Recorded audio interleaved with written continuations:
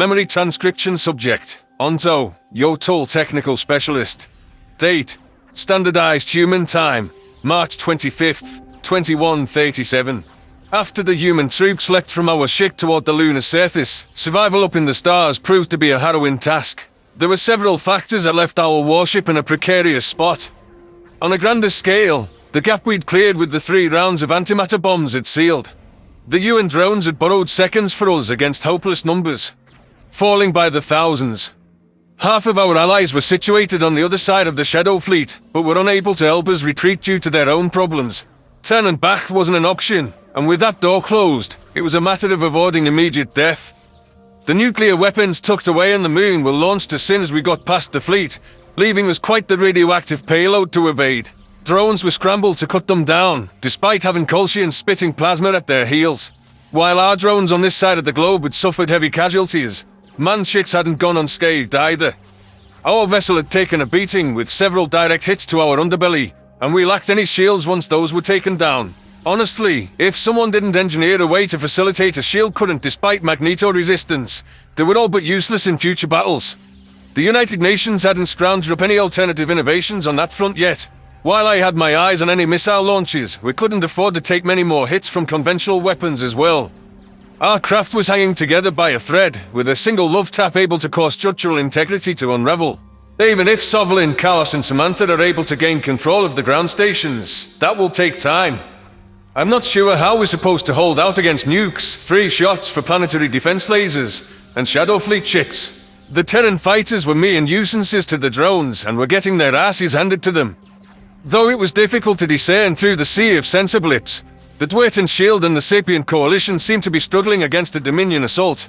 The Arxer had brought tons of spacecraft into the fray. While the Avian Alliance was showing novel aggression, the Greys were the seasoned veterans in that department. The Carnivores hadn't been expecting such a fight from the homogeneity, but they adapted their strategies swiftly. Concurrently, on the far side of Arthur, Chief Hunter Zilphis Adulsif's fleet had been reduced to stray remnants. The UN drones and technocracy craft there were left outnumbered, on their own, and unable to join our engagement by the moon. This is not how we wanted the battle to go. Particle beams alone won't win this fight, I hissed. Tyler scratched his blonde scalp. Let's hope taking the planetary defenses is enough. We don't have many tricks left in the bag. Unless you got something in mind, Onzo. My suggestion is to get somewhere those lasers can't have free rein to shoot us. Except we can't go back the way we came, and we've suffered enormous losses. The way I see it, we just need more ships. The Shield and Ilthis just don't cut it. This goes to show why we ain't provoked the Dominion. We didn't want to fight them and the Shadow Fleet at the same time, or for Betterment to know how much we had their number. Guess that ship has sailed, huh? I think if things get much worse, the Dwayton will follow through on their promise to bomb Arthur. Since we are on the brink of defeat, maybe you should tell them to. My friend's jaw muscles tightened. I don't want to authorize that. And no, neither do I after seeing how senseless the Glasson of Kato was. But even if we flick the planetary defenses, it'll be too late to bring back our losses. We might have lost 50,000 ships across all our allies, which is a large chunk of our fleet. Enemy casualties are maybe 20,000 so far, and that's almost solely from particle weapons, which most of our fleet doesn't have. I don't see a scenario where we win here. The census officer's scowl deepened, displeased with my suggestions. His blue eyes seemed to be counting the minutes that had passed since Sovelin and his team leapt into space. They should be barging into the complexes by now, given how close their landing sites were. It was a miracle we'd managed to keep out of range and alive that long. What would happen to the troops if we fell, and they were left stranded on that moon with limited oxygen? What would become of humanity and the Otol if our all-out attack came up short? I suppose before drastic scorched earth action would be authorized, we should see if the planetary defenses could be impactful enough. A laser from the moon was identified as aiming at us, leaving us mere seconds to swerve off its vector. I could feel my heart pounding in my chest as my brain came up empty of any last-ditch strategies. We would have won this battle if it was just the Kolshians. We'd done admirably to make it this far with the Dominion joining in. But now, I could see 2 Shadow Fleet vessels tearing after us, lining us up for when their plasma weapons recharged. I desperately passed along the nearest drone's coordinates to weapons, but thanks to the foe's dramatic twirl, our shot didn't cripple it like I'd hoped. It merely made a dent in its armor, so meaningless that the hostile didn't slow in its pursuit. There had been a momentary pause in the planetary defense firing, but I could see the entire complex lighting up below us now. It was a shame we were out of bombing range and that we'd committed to foot soldiers taking the installation regardless. I fumbled with the sensor readout, searching to map the laser's path. How were we meant to dodge 2 plasma beams that would tear off any second, and a laser? We still had a physical barrier to deploy to impede the incoming munition, but we couldn't shield both sides. I made a split-second decision and relayed the suggestion to drop it in front of the Shadow Fleet. While the lasers were stronger, the chances of evading synchronized plasma arcs were slim without some fortress. Captain Monaghan's weary eyes turned to the bridge crew. We've received word from our unit leaders on the ground. All planetary defenses are under our control, except for a single module that was able to initiate self-destruct. I could see an explosion near the shadowy border of the moon, where sunlight wasn't illuminating its cratered surface. The sensor's readout had switched the defense complexes to friendly indicators after that new info was fed into its database. I tilted my head in confusion, wondering why the nearest lasers were powering up and pointing at us. My befuddlement turned into a laugh, perhaps a sign that I was delirious from the stress of the battle. We might not be on track to win the battle, but it was amusing that the Shadow Fleet had no idea what was coming. A bluish flash radiated from the powerful weapons, and I tracked its lightning-quick path across the viewport. The complex's computer had charted the optimal angle to sizzle through both Kolshian drones, slicing them clean in half before the algorithms realized what changed. Planetary defenses revved to life on our side, finally granting some breathing room for our battered fleet. Without having to worry about flying straight into a stream of hostile lasers, I relayed a suggested course to sensors. It would take us as close to the lunar surface as possible. Further, that locale was in the blind spot of the complexes, so we didn't have to worry about friendly fire. It would also aid in getting the shuttles evacuating our soldiers back onto the ship. As insensitive as Sovlim could be, it felt weird standing on the bridge without his jobs. With our former pursuers dead in the water, our warship beelined toward the moon with a new lease on life. I highlighted the marker of the UN shuttle assigned to our vessel, seeing that it was circling over the evac point. The soldiers would need a few minutes to travel by foot to the pickup site. To my knowledge, the rovers had been left behind and jerry-rigged with explosives in case any Kolshians thought to retake the facilities. Sovlin, Samantha and Carlos wouldn't return for a little while longer. I tried to focus on picking out long-range targets, knowing that we needed to tilt casualties in our favor. The lasers had struck down thousands of enemies in the brief span we had them online, but the Kolshians were mobilizing on a bombing route. We had to push the Shadow Fleet back, despite how well-equipped we were.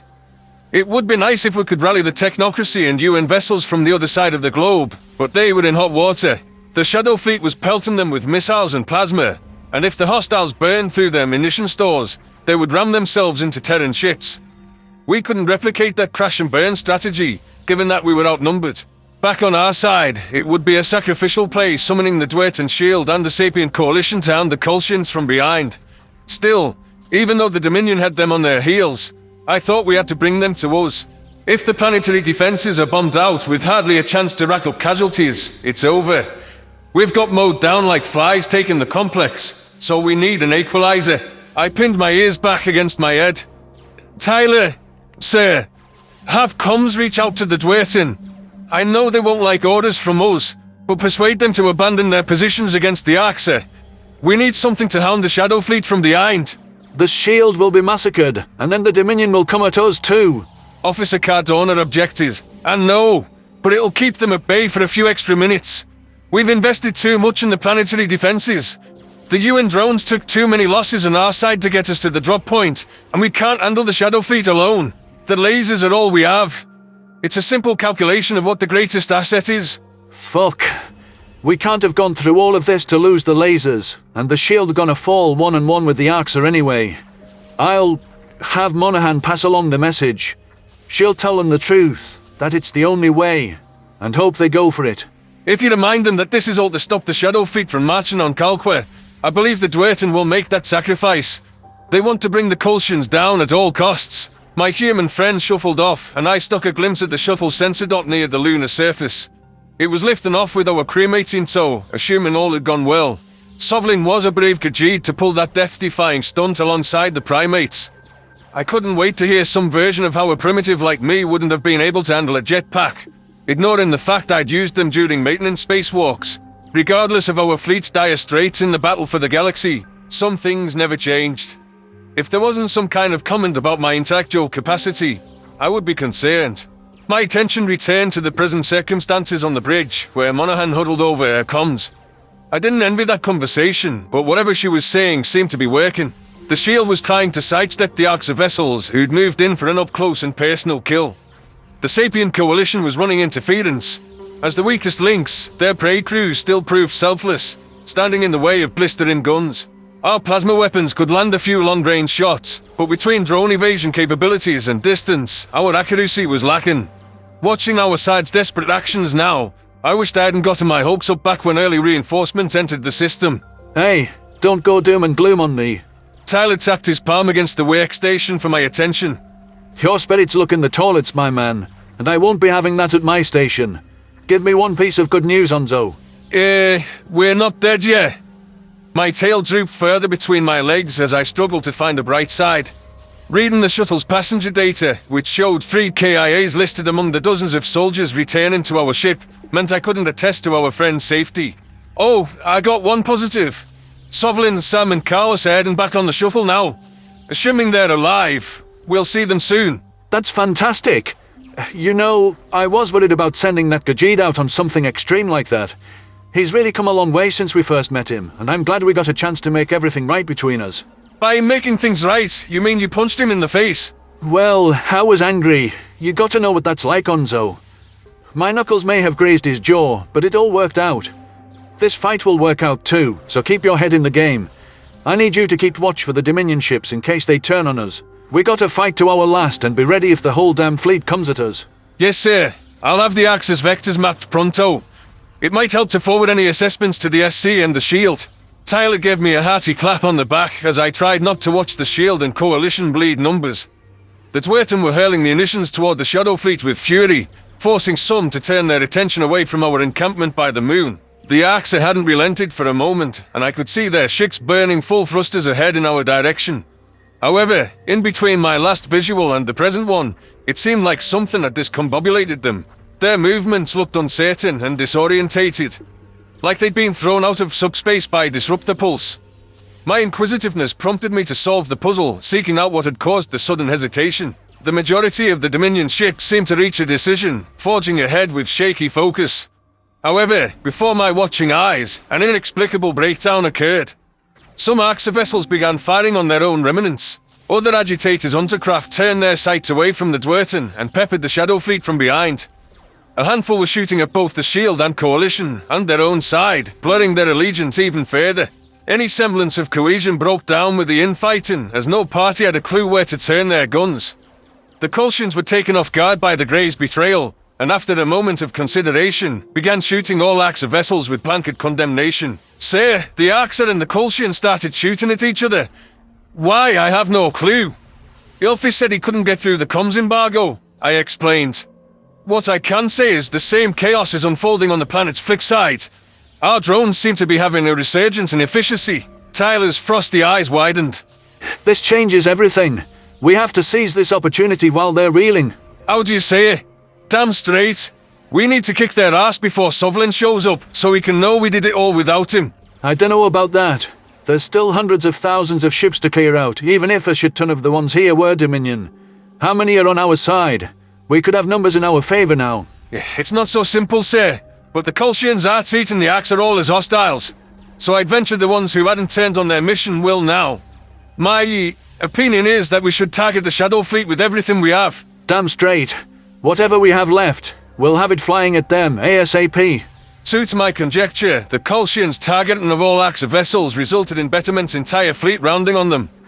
As the eye-popping number of ships on both sides traded blows, it was clear that the Shadow Fleet was annihilating the Dominion. While the Greys landed thousands of kills through ship volume, their ranks were being ravaged much quicker.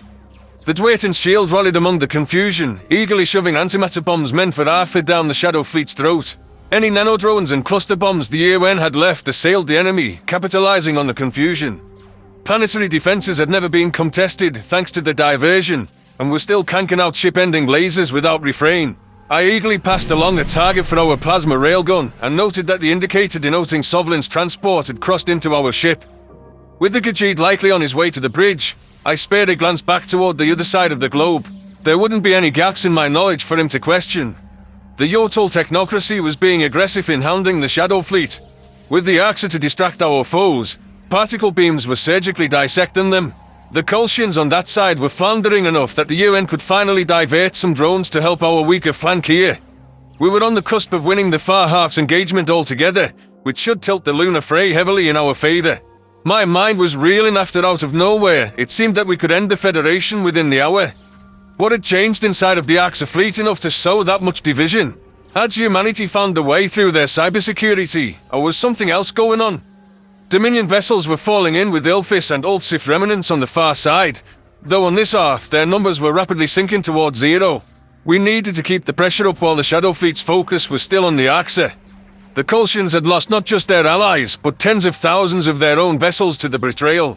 Even with our losses earlier, we have the advantage after this change. We have particle beams and planetary defenses still in play to aid our reinvigorated fleet. I watched with bated breath as I wondered if this sudden infusion of chaos would be the deciding factor in the Battle of Arthur.